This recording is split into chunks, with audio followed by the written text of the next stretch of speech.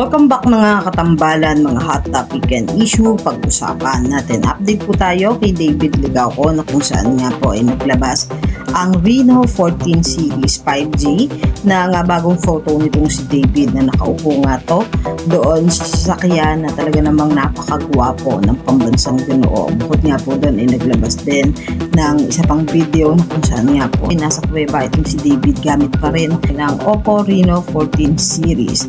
At sa latest post naman ngayon ni David sa kanyang social media account ay ang Taho Story na kung saan nga po ay naglabas ang Taho Story ng bagong dessert at ito nga po ang pambansang dessert ng pambansang Ginoo na taho halo-halo. Makikita naman po dito na nakabarong Tagalog itong si David at napakagwapo nga habang nagtatalumpati nga po para sa pambansang dessert na taho halo-halo.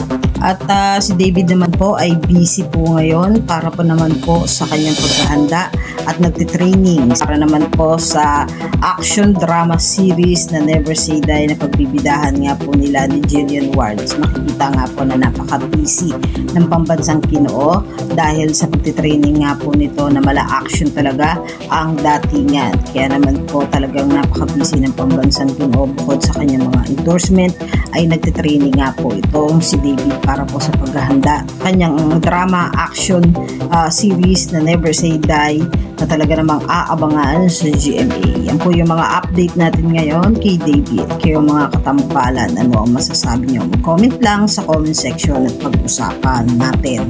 Yan ang mga hot topic and issue dito lamang sa Tambalang JK.